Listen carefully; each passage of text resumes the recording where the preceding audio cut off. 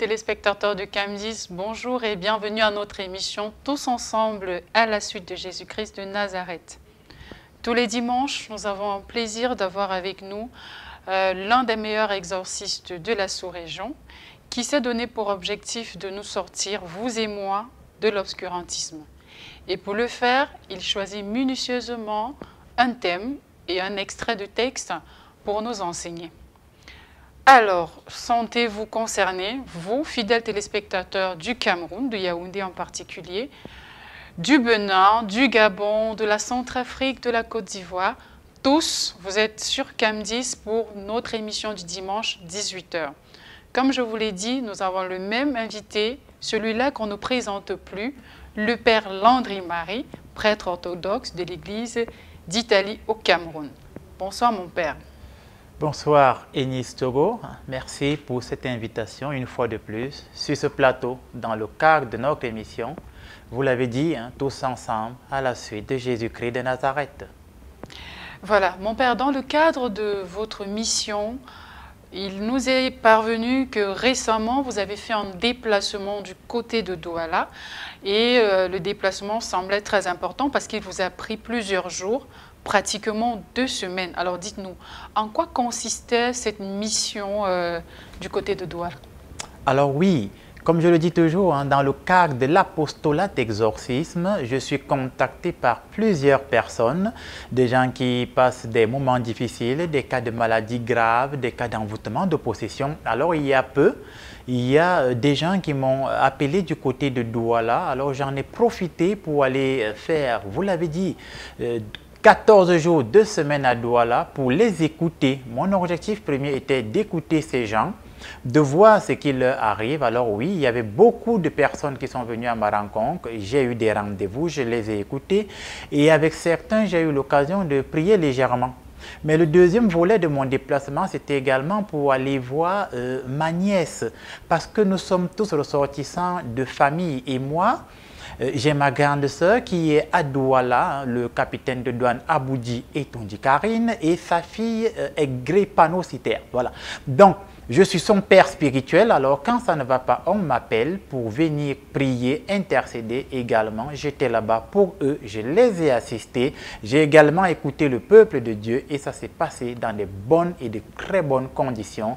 Voilà, je suis de retour à Yaoundé pour les chrétiens de Yaoundé et du Cameroun en général.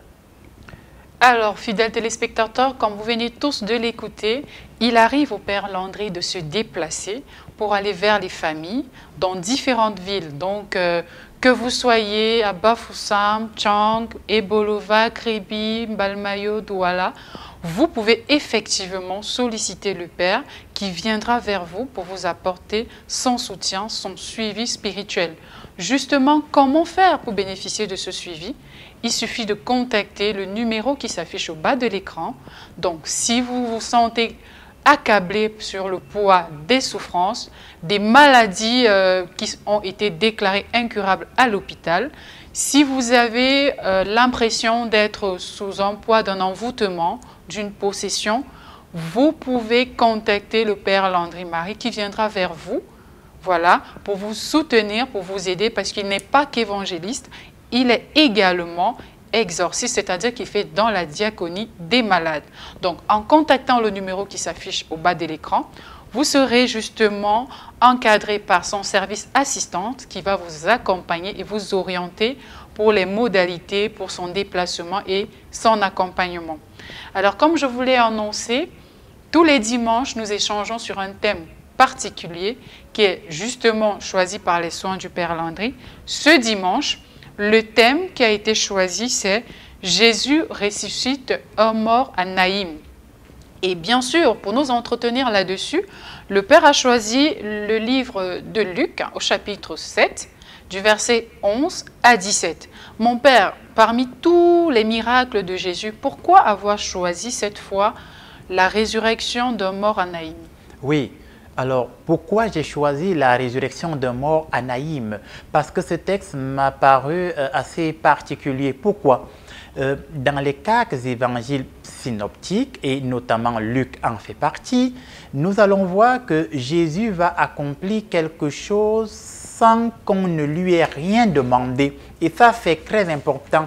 Le silence apparent de Jésus qui va accomplir la résurrection d'un fils unique d'une femme. Parce que lorsque nous allons suivre l'extrait de texte tout à l'heure, vous verrez que la femme ne lui a rien demandé. C'est le Christ qui va vers la femme et qui va ressusciter son enfant sans qu'elle ne lui ait rien demandé. Alors pourquoi j'ai choisi ce texte? Parce qu'il met en exergue une notion fondamentale sur laquelle nous allons épiloguer, le désespoir. Oui, Jésus va voir le désespoir de cette femme et il va lire en elle un désespoir tellement patent, tellement marqué qu'il va vouloir lui apporter dans le désespoir quelque chose qui lui est cher, quelque chose de meilleur. Il va vouloir lui faire un présent, un cadeau. Donc il va ressusciter son seul fils pour nous dire que c'est dans le désespoir que Yahvé Dieu, Jésus, l'Esprit Saint, veut se manifester. Alors oui, nous aurons l'occasion d'épiloguer.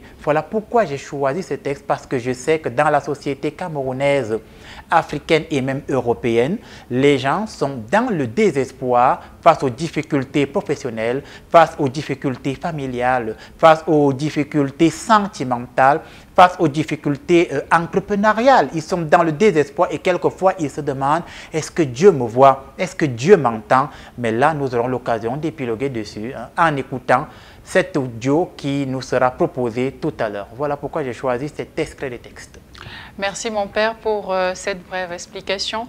Justement, fidèles téléspectateurs, installez-vous confortablement car nous allons écouter ensemble cet extrait et juste après, nous allons retrouver le père qui pourra donc nous édifier sur quelle attitude le chrétien peut adopter, qu'est-ce qu'il peut retenir par exemple du texte et du thème qui a été choisi. Donc, on fait un petit tour au niveau de la régie et on se retrouve juste après. Thank you, Lord. Yes, we thank you, Lord. Le jour suivant, Jésus alla dans une ville appelée Naïn. Ses disciples et une grande foule faisaient route avec lui. Lorsqu'il fut près de la porte de la ville, voici, on portait en terre un mort, fils unique de sa mère, qui était veuve. Et il y avait avec elle beaucoup de gens de la ville. Le Seigneur, l'ayant vue, fut ému de compassion pour elle, et lui dit, « Ne pleure pas. » Il s'approcha et toucha le cercueil. Ceux qui le portaient s'arrêtèrent, et il dit, « Jeune homme, je te le dis, lève-toi. » Et le mort s'assit et se mit à parler. Jésus le rendit à sa mère.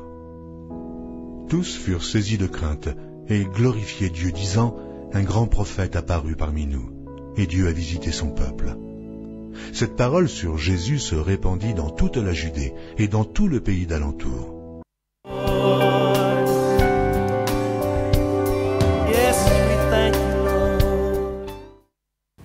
Voilà, fidèles téléspectateurs, nous sommes de retour sur le plateau. Nous venons tous d'écouter attentivement cet extrait qui nous parle justement de la résurrection du jeune homme qui était ressortissant de Naïm.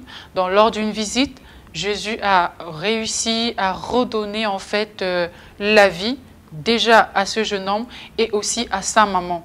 Maintenant, mon père, quand on écoute cet extrait, il y a quelque chose qui nous marque en fait. C'est que le jeune homme était enfant unique, d'après ce qu'on dit dans le texte. Alors, dans notre quotidien, on se retrouve souvent face à des situations où une maman qui n'a qu'un seul enfant perd l'enfant et se retrouve déboussolée. Mais dans le cas de cette dame, elle a eu la chance, elle a rencontré le Christ. Nous, au quotidien, comment devons-nous réagir quand notre seul espoir se retrouve brisé, par exemple? Alors, très bien. Merci pour la question. Nous allons apporter des éléments d'explication justement de ce texte. Alors, dans un premier temps, avant d'ancrer je vais dire comme ça, la réponse à votre question qui est si brillamment posée, nous allons rappeler un peu rapidement le contexte pour ceux qui viennent d'arriver. Nous sommes dans l'extrait de l'Évangile de Saint Luc, le 7e chapitre du 11e au 17e verset. Et dans cet extrait de l'Évangile de Luc, on voit très bien que Jésus, le Seigneur, le Maître, arrive dans une ville appelée Naïm. Et arrivé dans la ville de Naïm, l'extrait de texte nous dit qu'il s'avance au portique de la ville, donc il s'apprête à entrer dans la ville et il voit un cortège funèbre.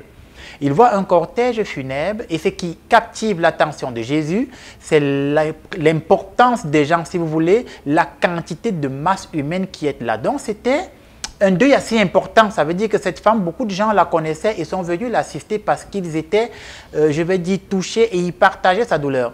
Et Jésus qui voit cette masse de personnes autour de cette dame, il voit le cortège funèbre avec un cercueil. Qu'est-ce qu'il fait? Il s'avance vers le cercueil sans dire un mot. Il touche le cercueil et il dit à l'enfant, jeune homme, je te le dis, lève-toi. Il redonne la vie au mort comme si l'enfant dormait. L'enfant se lève et il rend l'enfant à sa mère. Et l'Écriture des textes nous dit vers la fin que, après qu'il ait eu fait ça, le peuple a commencé à se dire dans un premier temps, voilà, un grand prophète est né, ou alors Dieu a suscité un grand prophète au milieu de nous.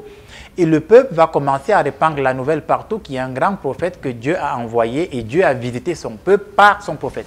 Ça, c'était le contexte que je rappelais, que nous avons tous écouté. Maintenant, de quoi s'agit-il dans ce texte? Il s'agit effectivement d'une femme qui perd son fils unique. Donc, je rappelle pour toutes les personnes qui nous regardent et qui nous écoutent que perdre son fils unique pour une maman, c'est le désespoir. Comme je le disais dans mes propos liminaires et introductifs, c'est le désespoir. Cette maman, elle est dans le désespoir parce que son seul trésor, on va dire ça comme ça, la seule chose qui est importante à ses yeux, la seule chose pour laquelle elle se bat, le seul individu pour qui elle se lève tous les jours, c'est son fils. Et voilà que son fils unique lui est enlevé. Dans un premier temps, cela nous rappelle un peu ce qui est advenu à Abraham dans le livre de la Genèse. Lorsque Yahvé Dieu va lui dire, effectivement, il va falloir que tu m'offres ton fils en sacrifice. Et on se rappelle que Isaac était le fils unique d'Abraham. Abraham n'a pas hésité. Et cette femme également, c'est son fils unique qu'elle vient de perdre. Et lorsque Jésus arrive, il trouve une femme qui est dans le désespoir. Il lit le désespoir en elle. Donc, lorsque Jésus vient à toi, mon frère, ma soeur, dans ta maison, dans ton travail, dans ta réalité de vie, la première chose que Jésus fait, il lit le désespoir en toi. C'est ça qui est important. Le Seigneur nous connaît mieux que nous-mêmes. Le Seigneur nous a façonnés. Il le dit encore, lorsque tu étais dans le sein de ta mère, lorsque tu étais encore dans les reins de ta mère, je te connaissais déjà. Je pense que c'est à Isaïe ou à Ézéchiel qu'il va le révéler. Donc, Yahvé Dieu te connaît. Toi, mon frère, toi, ma soeur qui est à la maison. Mais surtout, Jésus connaît ton désespoir. Maintenant, quel est ton désespoir? Moi, je n'en sais rien. Ça peut être au travail que tu es dans le désespoir. Pourquoi? Ça peut faire des mois on ne t'a pas payé alors que tous les jours, tu travailles avec acharnement. Ton désespoir peut être ton état de santé, mon frère, ma soeur. Peut-être as-tu une santé précaire, peut-être as-tu une santé fragile, peut-être es-tu maladif ou maladive de telle enseigne que même à l'hôpital, on n'arrive pas à trouver une solution définitive, claire à ton problème. Peut-être ton désespoir est lié à ta vie sentimentale, mon frère, ma soeur. Peut-être essayes-tu de te stabiliser sentimentalement depuis des années, mais tu n'y arrives pas alors que chaque fois que tu es dans une relation, tu donnes le meilleur de toi-même. Peut-être le désespoir de ta vie, c'est ta famille qui te rejette et ne veut pas t'écouter. Peut-être c'est la famille qui t'a mise dehors parce que tu étais enceinte et peut-être toi, le garçon, c'est ta famille qui ne t'écoute pas parce que tu n'as pas d'argent. Quel est ton désespoir? Et lorsque Jésus te regarde, la première chose qu'il voit dans ta vie, c'est ton cœur. Il voit la meurtrissure de ton cœur, c'est-à-dire ce qui te met dans le désespoir. Parce que pour cette maman, la mort de son fils, c'était le désespoir total. Et toi qui m'écoutes à la maison, peut-être es-tu dans un désespoir total. Il y a même des gens, qu'est-ce qui est le désespoir dans leur vie? C'est le fait que depuis des années, ils essayent de voyager et on leur refuse le visa alors qu'ils voudraient juste voyager honnêtement et sincèrement pour aller se faire guérir et soigner. C'est le désespoir dans leur vie. Et depuis 4-5 ans qu'il fait des demandes de visa, on lui fait des refus, je vais dire d'obtention de visa alors que ses intentions sont bonnes et nobles. Et aujourd'hui, j'ai une bonne nouvelle pour toi, mon frère, ma soeur. Quel que soit ton désespoir, Jésus voit. Jésus connaît ta situation, Jésus connaît ta réalité. Et qu'est-ce qu'il veut faire? Jésus veut te donner la joie. Jésus veut te guérir. Jésus veut te faire passer des ténèbres à la lumière. Il veut te faire quitter de la mort à la vie. Et c'est ce qu'il a fait donc pour le jeune homme de Naïm. Il a ressuscité ce jeune homme et il a enlevé le désespoir de cette maman. Il l'a transformé en amour. Il l'a transformé en joie. Il a transformé le désespoir de cette maman en une joie incommensurable. Je voudrais rappeler que lorsque vous avez suivi l'extrait du texte qui a été lu, on dit que le Christ, lorsqu'il est venu, il a touché le cercueil.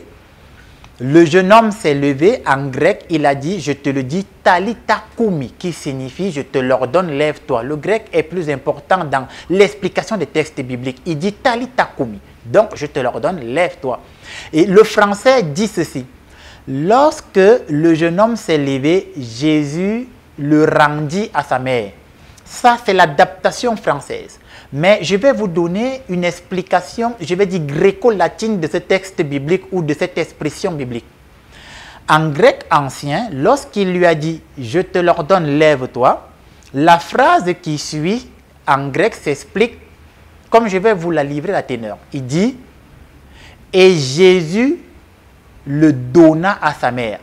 Le français a adopté ou alors a adapté en disant « Et Jésus le rendit à sa mère ». Rendre quelque chose à quelqu'un et donner quelque chose à une personne, ce n'est pas la même chose. Lorsque je rends quelque chose à quelqu'un, cela suppose que la personne avait déjà cette chose qui lui appartenait. Et donc, je viens la lui rendre. Ça, c'est l'adaptation du français. Mais en grec ancien, on dit « Et Jésus le donna à sa mère ». Lorsque je donne quelque chose à quelqu'un, je lui fais un cadeau.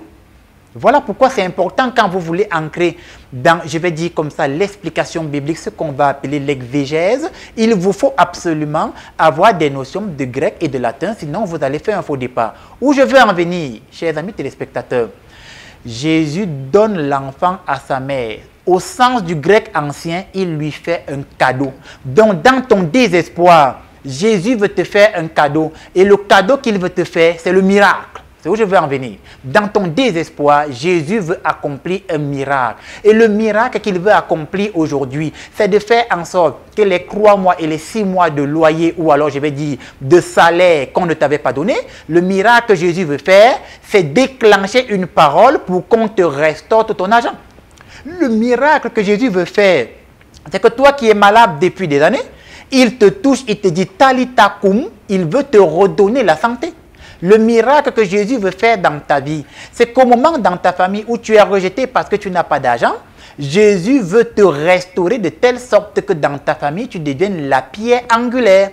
Voilà le cadeau que Jésus veut te faire. Jésus veut te faire quel cadeau, mon frère, ma soeur? Il veut te faire ce cadeau qui consiste en ce que toi qui es alité à l'hôpital depuis 6 mois ou 1 an, Jésus veut que tu sortes de cet hôpital en marchant sur tes 2 pieds. Voilà le cadeau qu'il veut te faire. Il voudrait que dans ton désespoir, la lumière vienne te trouver. Car comme l'apôtre Paul dit, c'est l'Esprit Saint qui descend et qui rend témoignage que nous sommes enfants de Dieu. Donc oui, ce texte nous montre que lorsque nous sommes dans le désespoir, le Seigneur veut nous apporter sa lumière. Le Seigneur veut nous apporter son miracle. Le Seigneur veut nous faire un cadeau.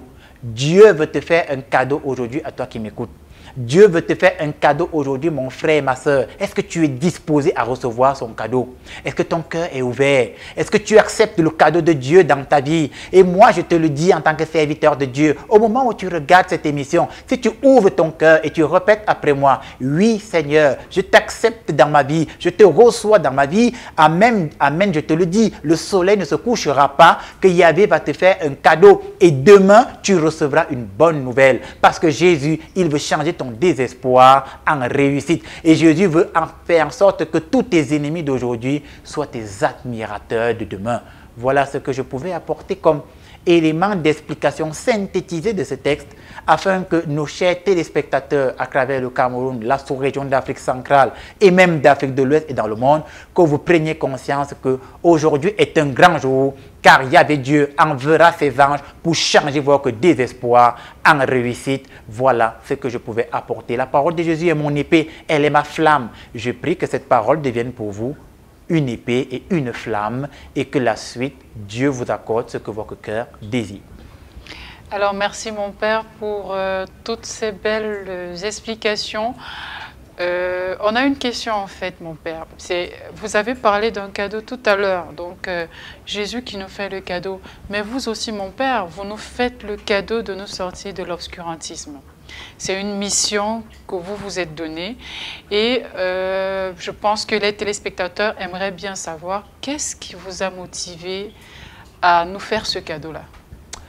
Alors, moi, je pense que qu'est-ce qui m'a motivé? Depuis que j'étais tout jeune, j'avais observé les prêtres en général. Et une chose qui m'avait frappé, c'est que j'avais constaté que les prêtres, de plus en plus, n'avaient pas du temps pour les autres. Je dis ce que j'ai vécu. Alors je me suis dit, Seigneur, je voudrais te servir, mais je voudrais avoir du temps pour les autres. Je voudrais pouvoir enseigner ta parole de manière authentique et vraie. Donc, qu'est-ce qui m'a poussé, je vais dire, comme vous l'avez dit, à faire ce cadeau? C'est que je voudrais pouvoir aider un maximum de personnes pour la gloire de Jésus-Christ de Nazareth. Je voudrais pouvoir me retrouver au paradis avec un protestant, un adventiste. Je voudrais pouvoir me retrouver au paradis avec un frère d'une église de réveil, avec un catholique, avec un orthodoxe et même avec un musulman. Je voudrais pouvoir me retrouver au paradis avec tous mes frères et sœurs chrétiens et que nous puissions ensemble chanter les louanges de Dieu indépendamment de toutes les religions que nous avions, car finalement, nous pouvons être dans l'unité sans être dans l'unanimité. Ça veut dire que chacun peut avoir son point de vue sur Dieu, mais nous sommes unis dans le fait que finalement, c'est Dieu qui nous a créés. Et comme 1 Jean 4, 8, il est écrit, Dieu est amour. Il n'y a rien de plus grand que l'amour. Et au final, c'est l'amour qui vaincra. Voilà ce qui m'a inspiré justement à faire ce cadeau au peuple dans l'évangélisation et la prédication. Alors, je pense que tous les fidèles téléspectateurs et ceux qui nous prennent de court seront ravis de savoir qu'ils sont tous les bienvenus dans le ministère du Père Landry Marie parce qu'il ne fait pas de distinction de religion. Voilà. Il ne juge pas de religion et comme il aime bien le dire, c'est le même Esprit Saint qui agit, quelle que soit la religion. Donc, merci pour ce cadeau déjà. Et je pense que les téléspectateurs également sont ravis de ces enseignements-là qui nous apportent en plus dans notre vie de chrétien, dans nos enseignements, qui nous permettent de mieux braver certaines épreuves de la vie et de mieux comprendre ce qui nous arrive parfois dans la vie. Voilà. Maintenant, nous allons poursuivre avec notre émission. Nous allons bientôt passer à la phase des questions-réponses parce que justement, pour ceux qui ont l'habitude de nous suivre, pendant qu'on écoute le texte, il y a des personnes qui prennent le numéro qui s'affiche à l'écran pour nous poser des questions dans leur quotidien. Donc, ça peut être des questions qui ont un rapport avec le texte, tout comme ça peut être des questions qui ont un rapport avec une situation qu'elles rencontrent au quotidien. Donc, on va faire un petit tour à la régie. Pendant ce temps, je vais sélectionner quelques questions que nous avons reçues sur le WhatsApp du Père et le Père pourra donc apporter des réponses à ces chrétiens-là qui ont bien voulu nous poser ces questions-là. Donc, on se retrouve juste après pour la réponse à certaines de vos questions.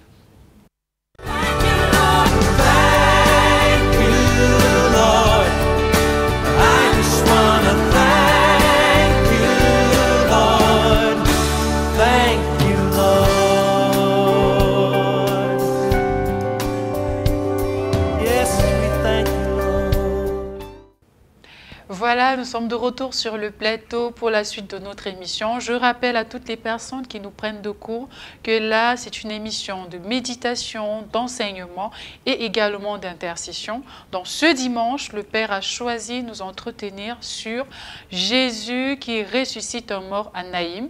Et justement, pour étayer ses propos, il a choisi l'extrait de l'évangile de Luc, chapitre 7, du verset 11 à 17. Donc, on a écouté tout à l'heure le texte et les enseignements prodigués par le Père.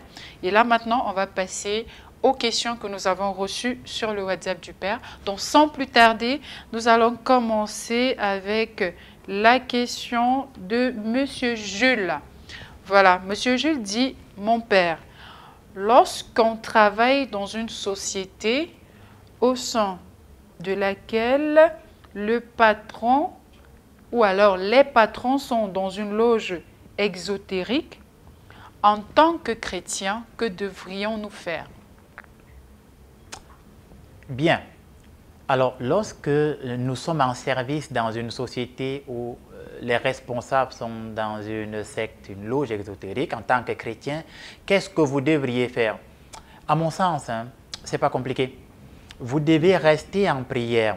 Dans la première lettre aux Thessaloniciens, chapitre 5, le verset 16, on dit « En toutes circonstances, priez, priez sans cesse. » Donc, Je pense que le bon chrétien, quelle que soit la société, le lieu où il se retrouve dans la vie professionnelle, il doit prier.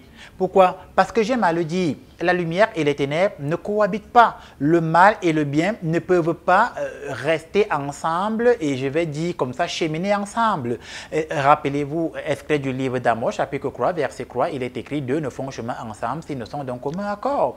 Donc, si vous n'êtes pas d'un commun accord avec des gens, vous ne pourrez pas cheminer avec eux. Si vous êtes donc dans une société et que vous cheminez avec un style de personnes, c'est que vous êtes d'un commun accord avec ces gens. Alors vous devez rester en prière. Maintenant, je ne vous demande pas d'aller agresser votre patron qui est, je vais dire comme ça, rosicrucien ou franc-maçon. Ce serait stupide de votre part. Je ne vous demande pas non plus de démissionner parce que vous avez su que le patron est dans une loge. Mais ce que je vous recommande en tant que prêtre et apôtre de Jésus-Christ, c'est que vous devez rester en prière. 1 Thessaloniciens 5, 16 et le verset 17. Priez sans cesse. Restez en prière. Pourquoi? Parce que dans cette entreprise, forcément, à un moment donné, le patron ou les responsables vont vouloir, je ne vais pas dire sacrifier, mais vont vouloir frapper certains.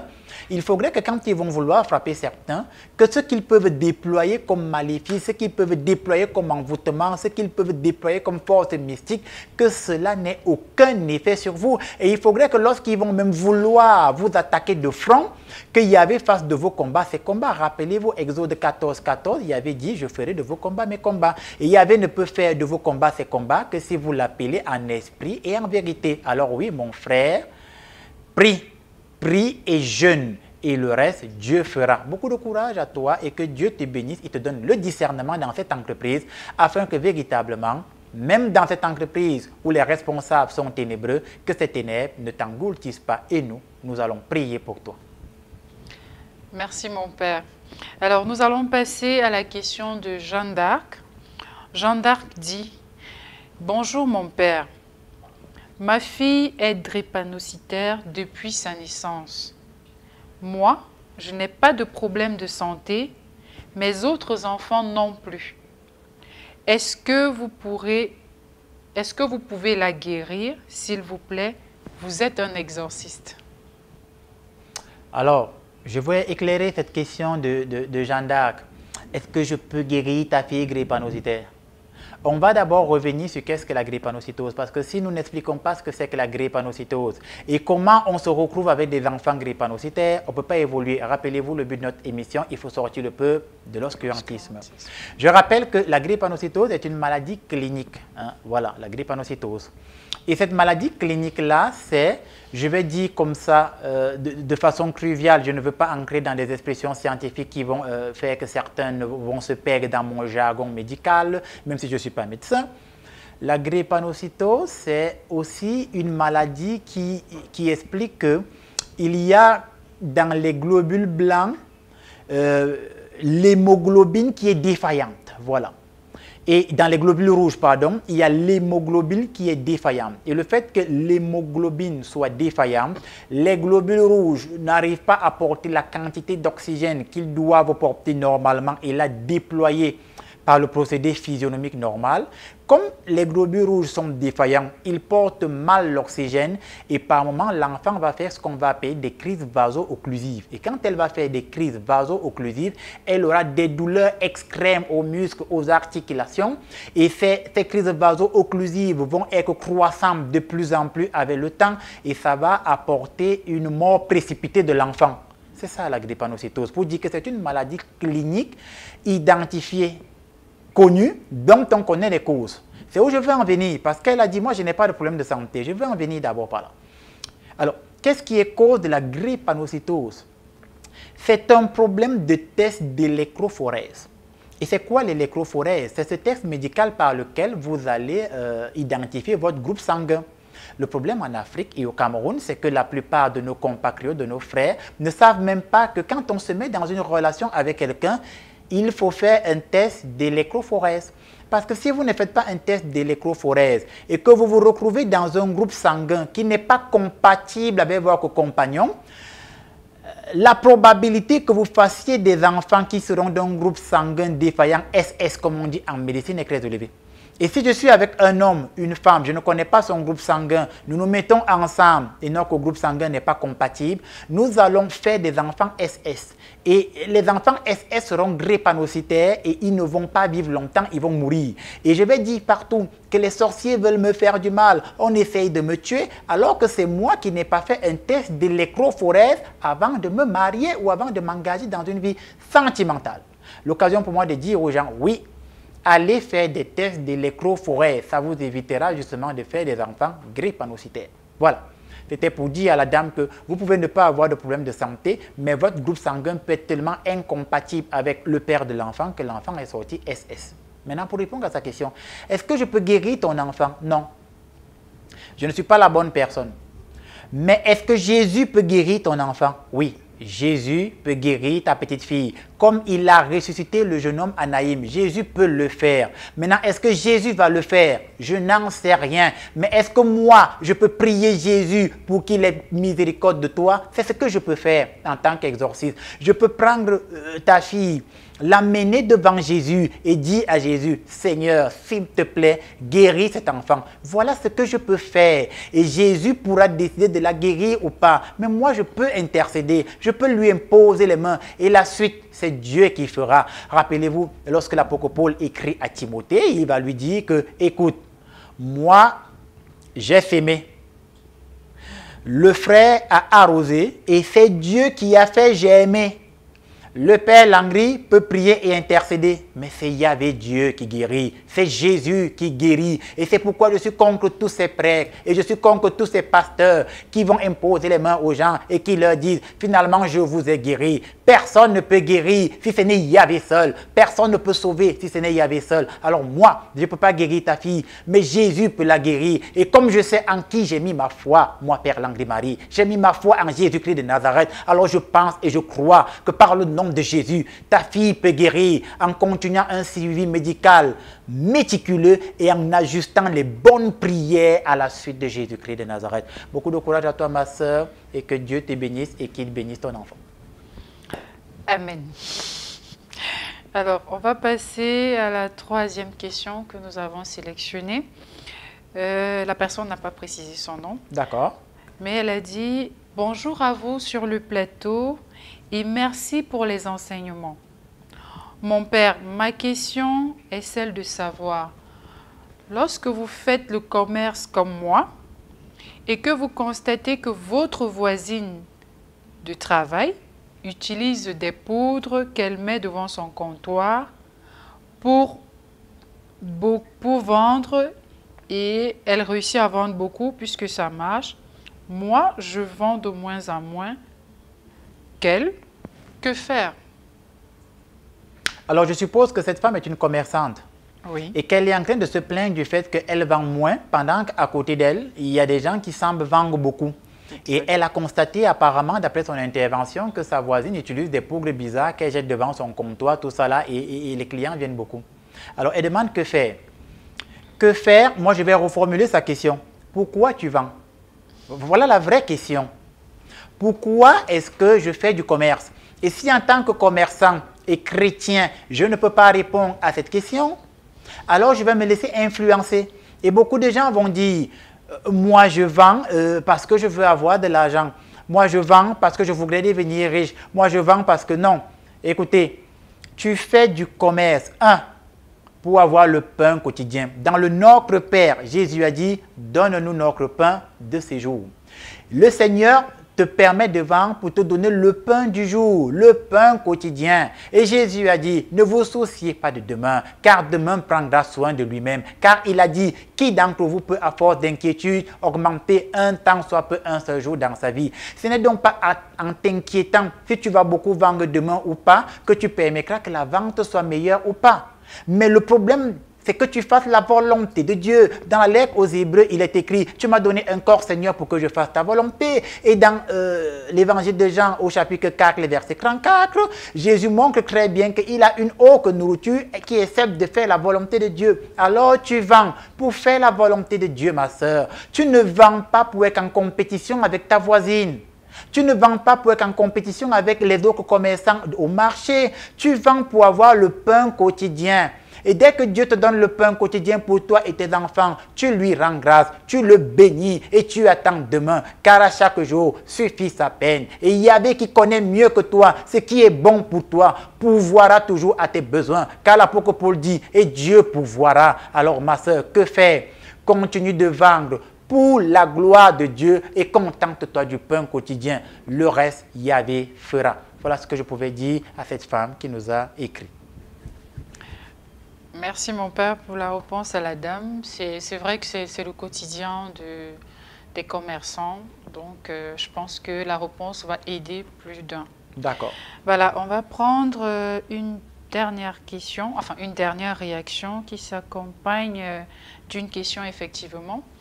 Voilà, là c'est Monsieur Jacques qui dit « Bonjour mon père, bonne émission.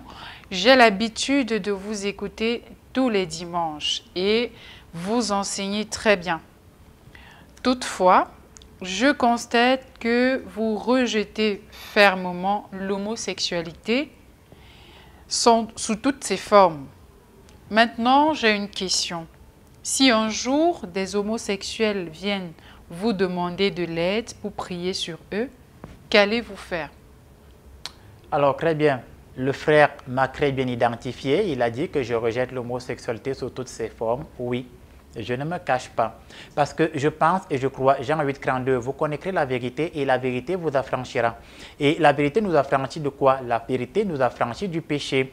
Or, la vérité, on la trouve où? 1 Timothée 3,15. L'Église est colonne et appui de la vérité. La vérité, on la trouve dans l'Église. Et une fois que l'Église me donne la vérité, cette vérité me libère et me sanctifie. Jean 17,17, sanctifie-les par ta parole. Ta parole, Seigneur, c'est la vérité. Et la vérité, c'est laquelle?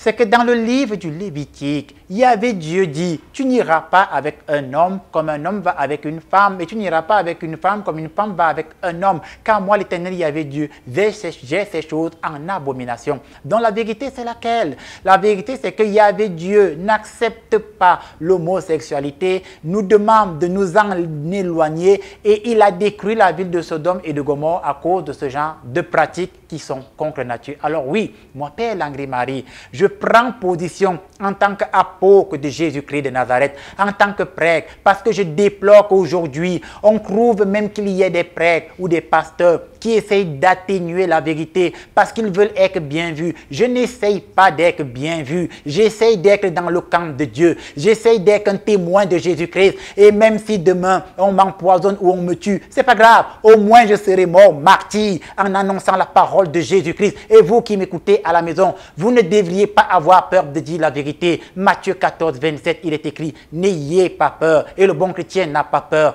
de se prononcer pour la vérité. Alors oui, je ne tolère et je ne veux pas l'homosexualité parce que c'est ce que Yahvé Dieu nous donne, nous enseigne. Maintenant, si des personnes homosexuelles viennent à ma rencontre et me disent, mon père, on a besoin d'aide, la première chose que je vais faire, c'est les écouter.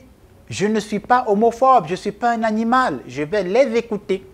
Après les avoir écoutés, si dans leur speech, ils m'ont montré que nous sommes homosexuels, mais on veut que tu pries pour nous parce que nous avons des blocages mystiques, je leur dirai, en fait, votre premier blocage mystique, c'est le fait que deux hommes se mettent ensemble. Donc, votre premier problème, c'est qu'un homme et un homme sont assis devant moi et me disent, nous on s'aime.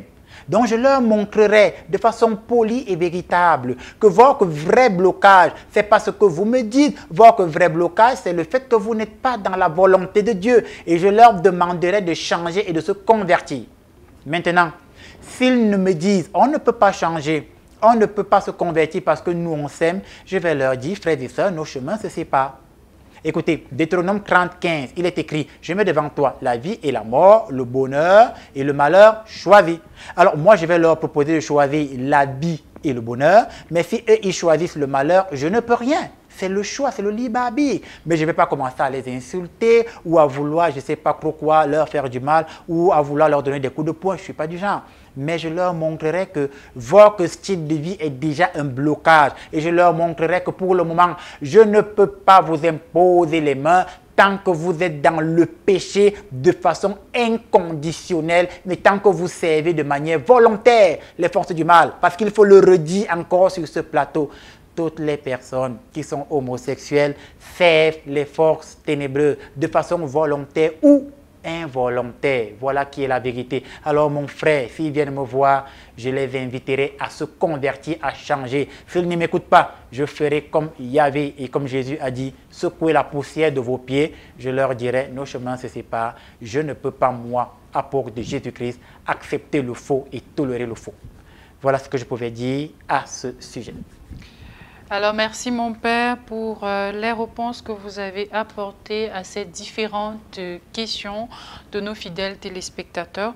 On va arrêter là pour les questions pour aujourd'hui, mais vous pouvez continuer à nous envoyer vos réactions, vos questions, vos préoccupations au numéro qui s'affiche au bas de l'écran. Et vous avez également certainement remarqué que là, vous avez également accès à la chaîne YouTube du Père Landry. Donc, dans cette chaîne, vous avez accès aux différentes émissions qui sont diffusées sur ce plateau depuis pratiquement 1 an. Voilà, donc vous pouvez retrouver divers thèmes qu'on a déjà eu à analyser, des enseignements qu'il a prodigués sur le plateau et même directement sur sa chaîne, pas forcément sur le plateau également. Donc, il suffit de jeter un coup d'œil sur sa chaîne YouTube. Vous allez pouvoir sortir de l'obscurantisme car vous allez trouver assez d'éléments, assez d'informations, assez d'enseignements qu'il met à votre disposition pour votre plus grand bien, chers fidèles téléspectateurs. Alors, on va donc continuer dans le cadre de notre émission. Mon père, nous avons investigué justement parce que, comme nous l'avons dit d'entrée de jeu, vous n'êtes pas qu'un évangélisateur, vous êtes également un prêtre exorciste qui fait dans la diaconie des malades. Donc, viennent à vous de nombreuses familles qui sollicitent votre intervention dans des cas de maladie, dans des cas de blocage divers. Et là, nous avons retrouvé une famille. Et l'élément le plus marquant, c'est qu'effectivement, vous êtes allé vers cette famille quand elle vous a contacté, donc vous avez répondu présent. Vous êtes allé vers cette famille. Pour la petite histoire, le monsieur souffrait de douleurs atroces au niveau du ventre depuis son jeune âge. Donc là, il est à la trentaine révolue. Il est déjà en couple. Il a même déjà des enfants. Mais il a fait différents examens dans tous les hôpitaux de la ville de Yaoundé. Il a consulté les médecins, les spécialistes. Il a suivi des traitements à l'hôpital sans succès. Et là, il a contacté le ministère du Père Landry parce qu'il s'est dit, je vais à Jésus et il pourra m'apporter la guérison au travers de son serviteur. Donc, quand il vous a contacté, vous avez répondu présent, vous êtes allé vers lui. Vous avez pris le soin déjà de jeter un coup d'œil pour vérifier si réellement ce que l'hôpital devait faire avait été fait.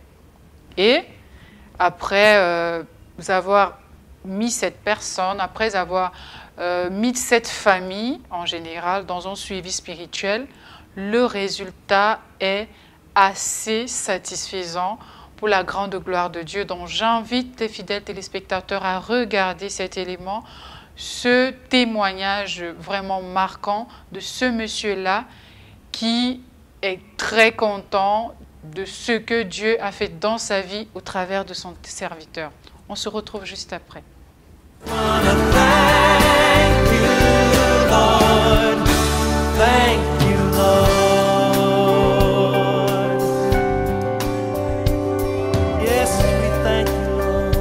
Bon, je suis là devant vous, mes frères et sœurs, pour vous dire la guérison que j'ai reçue de Père Landry. Moi, tout petit, avec ce mal de ventre, depuis l'âge de 7 ans, j'ai grandi avec ça. Tellement le ventre m'a tellement menacé. La maman, étant petit, la maman m'a mené n'importe où, chez les guérisseurs, un peu de partout. Je n'ai pas trouvé la guérison. Aujourd'hui, je suis devenu majeur et j'ai décidé moi-même aussi de marcher pour ce problème. Ayant aussi marché moi-même, je ne trouvais toujours pas la guérison.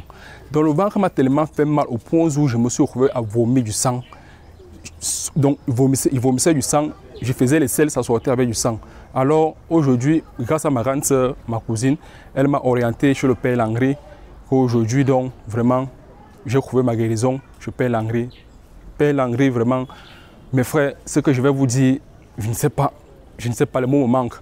Mais vraiment, voici Père Landry, aujourd'hui, je ne vais que dormir comme ça là, fermer les yeux, parler, prier de Père Landry, prier mon Dieu et remercier Père Landry que vraiment, papa, j'ai trouvé ma guérison grâce à vous.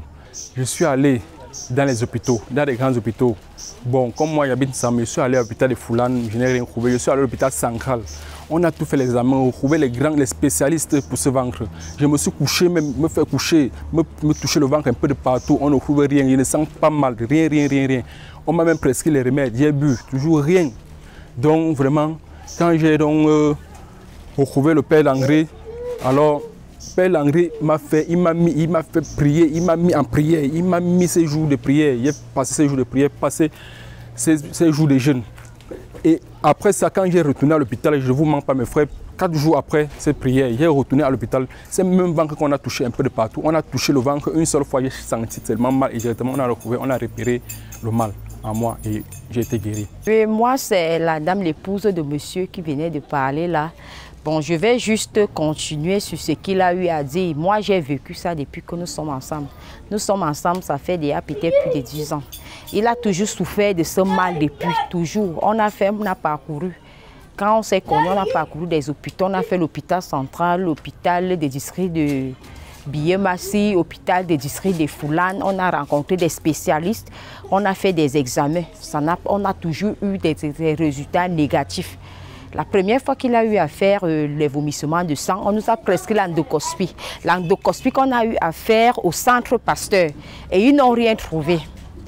Nous sommes rentrés quelques années après, c'est là où il recommence le mal. Ça n'allait pas. On a recommencé les mêmes examens à zéro. C'est après ces résultats, je vois toujours les résultats sont négatifs. C'est là où je dis non, il faut que j'appelle un peu ma belle-sœur. Je l'appelle, c'est là où elle nous oriente chez le Père Landry. C'est après les prières du Père Landry que franchement, je ne peux pas vous mentir, que mon mari a trouvé sa guérison. Et aussi, j'ai encore, comme je vous disais tout à l'heure, qu'on a eu beaucoup de miracles à part la maladie de mon mari. Moi-même, quand j'ai fait mon dernier garçon, qui a je lui dis 1 an, quand je fais l'écho, le gynécologue m'a dit que je ne pouvais plus enfanter parce que j'avais eu l'infection qui ne pouvait plus me permettre de concevoir. Mais à ma grande surprise, aujourd'hui, je suis enceinte de 3 mois, juste après les prières de Père Landry. Je ne sais pas.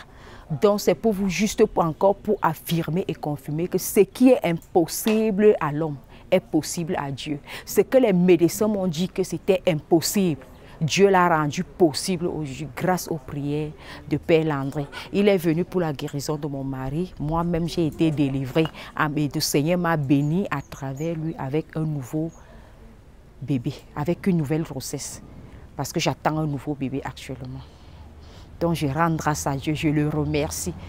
Donc, mes frères et sœurs, n'allez plus chez les marabouts, ne perdez pas la route. N'hésitez pas de venir rencontrer Père Landry. Le Seigneur manifeste en lui. Le Seigneur est en lui. Bien sûr qu'il y en a des faux prêtres, des faux pasteurs actuellement, mais je vous dis, c'est un témoignage vrai, sans mensonge. Le Seigneur manifeste à Père Landry. N'hésitez pas à venir. Quel que soit votre problème, rencontrez le Père Landry. Vous aurez la solution à votre problème. Merci Père Landry. Merci beaucoup à ma belle-sœur qui m'a orientée chez lui. Merci beaucoup Père Landry. Merci pour tes prières. C'est grâce à toi. Merci beaucoup papa.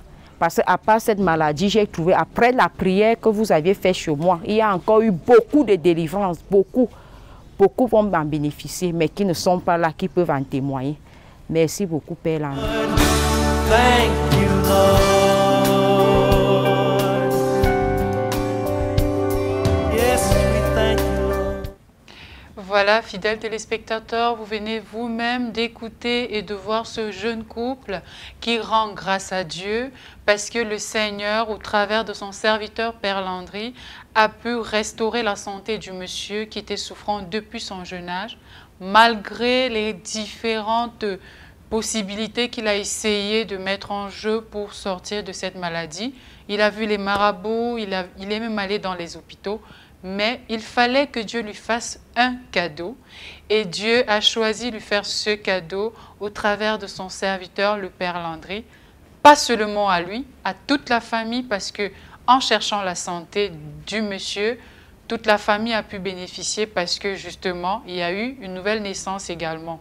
Donc vous tous qui êtes face à cette situation, qui avaient des problèmes de santé chroniques, qui souffraient, qui succombaient sous le poids d'une maladie depuis 10 ans, 5 ans, vous pouvez trouver la guérison si vous avez la foi. Vous contactez le Père Landry qui va intercéder pour vous. Et si Dieu le permet, si Dieu le veut, si Dieu accepte de vous faire ce cadeau, vous allez retrouver votre santé. Toutes les jeunes dames qui sont dans des foyers, dans des couples, qui se retrouvent martyrisées, critiquées, insultées, dénigrées parce qu'elles n'arrivent pas à faire d'enfants ou alors qu'elles ont eu un seul enfant et qui souhaitent en avoir. Vous avez vu le témoignage. N'ayez pas peur. Consultez le Père Landry. Si telle est la volonté de Dieu, il vous fera ce cadeau au travers de son serviteur. Alors mon Père, on a vu vos œuvres, on a vu ce dont vous êtes capable. Qu'est-ce que vous pouvez nous dire? Ah oui, ça fait longtemps que je n'avais pas vu cette famille. Donc chaque fois que je vois ce style d'image, ça me rappelle l'état dans lequel ils sont venus en paroisse. Effectivement, le monsieur vomissait du sang, je m'en souviens. Et il avait carrément perdu son emploi parce qu'il a dit qu'il allait à la selle et c'est du sang qui sortait. En fait, le cas était vraiment désespéré. Alors ils se sont dit, on va voir un exorciste et on va aller vers le Père Landry. Alors qu'est-ce que ça me fait? Ça me fait de la joie parce que je sens la gloire de Dieu qui s'est manifestée. Je sens que le Christ s'est manifesté comme il a ressuscité le jeune homme à Naïm. Je sens que le Christ a ressuscité la vie de ce monsieur. Donc je sens de la joie en Jésus-Christ de Nazareth. Et quand je vois ça, j'ai envie de chanter les louanges du Seigneur et j'ai envie de dire aux uns et aux autres, vous n'êtes pas seuls, Dieu est avec vous, le Seigneur est avec vous. Ça me procure de la joie de savoir que des frères vont beaucoup mieux et que le Seigneur leur a fait grâce. Merci mon Père. Là, nous sommes quasiment arrivés au terme de notre échange, mais nous ne saurons quitter d'ici, mon Père, sans vous demander votre avis sur un sujet d'actualité qui a marqué cette semaine les réseaux sociaux, les journaux télévisés, voilà. Il y a eu un fait social très choquant, voilà, du côté de l'ouest du pays. Il y a un jeune homme qui a ôté la vie à sa petite fille de 2 ans parce qu'il serait entré dans une loge pour devenir riche. Mon Père, de quelle richesse il s'agit là? Ah, c'est bien dommage. J'ai vu ça effectivement, vous l'avez dit, je l'ai vu aux informations, à Canal 2 notamment, hein, oui, même à Cam 10 Télévision, je ne sais plus. Mais bon, j'ai vu ça quelque part sur une chaîne de télévision qu'un jeune homme, vous l'avez dit, a ôté la vie lui-même. Apparemment, il a ôté la vie lui-même à sa fille parce que c'était la condition pour le rendre riche. Mais de quelle richesse parle-t-on, vous l'avez dit? Il s'agit ici de ce que les êtres humains identifient comme étant la gloire de l'argent. On va dire ça comme ça. Et Jésus, il a été clair dans les évangiles, non? Il a dit, aucun d'entre vous ne peut servir deux maîtres, ou il s'attachera à un et rejettera l'autre, ou il aimera l'un et il rejettera l'autre, et il conclut, vous ne pouvez servir Dieu et le mammon. Et le mammon, ici, c'est la divinité ténébreuse et démoniaque qui, justement, est identifiée comme étant cette divinité qui contrôle ou alors va faire fleurir de l'argent. Donc, il s'agit ici d'une richesse avec de l'argent. Et le problème, c'est que c'est mal connaître la richesse, c'est mal connaître les choses parce que cette richesse-là, c'est la mauvaise richesse. Comme j'ai toujours dit, la pauvreté, ce n'est pas l'absence d'argent. La pauvreté, c'est un état d'esprit. Donc, c'est parce que le monsieur, justement, était une fois de plus dans le désespoir qu'il a vu que être pauvre, à son sens, à lui, c'était ne pas avoir de l'argent, ce qui est bien dommage. Donc, c'est ce que je pouvais dire, que c'est une mauvaise interprétation de la richesse, parce que la véritable richesse n'est pas l'absence d'argent, parce que l'absence d'argent, c'est la métastase de la pauvreté. Voilà, c'est ça le problème. Et nous espérons qu'avec la grâce de Dieu, des pareils actes ne se reproduiront plus et que le peuple prend conscience que être riche, ce n'est pas le fait d'avoir beaucoup d'argent, c'est le fait de vivre dans l'amour, c'est le fait de suivre le Christ, car le psaume le dit, l'obéissance aux lois du Seigneur, c'est la liberté. Et dans Agé 2.8, il est écrit, l'or et l'argent m'appartiennent. C'est Yahvé qui donne l'argent et il donne le bon argent et il donne la gloire éternelle. C'est ce que je pouvais dire à ce sujet. Merci mon Père. Nous sommes arrivés au terme de notre émission de ce dimanche. C'est l'occasion pour moi d'inviter les fidèles téléspectateurs à rester scotchés sur la chaîne Cam 10 et à prendre rendez-vous pour dimanche prochain. Ce sera le dernier dimanche du mois. Donc, et chaque dernier dimanche du mois, nous avons l'émission spéciale qui est concentrée beaucoup plus sur l'intercession et la méditation. Donc, restez scotchés sur CAM10. Dimanche prochain, soyez très nombreux à regarder l'émission lorsqu'il sera 18 h pour votre émission spéciale fin du mois à cœur ouvert et avec une longue intercession. Donc, merci d'avoir été fidèle à notre émission. On se dit à dimanche prochain lorsqu'il sera 18 h. Portez-vous bien. Ciao.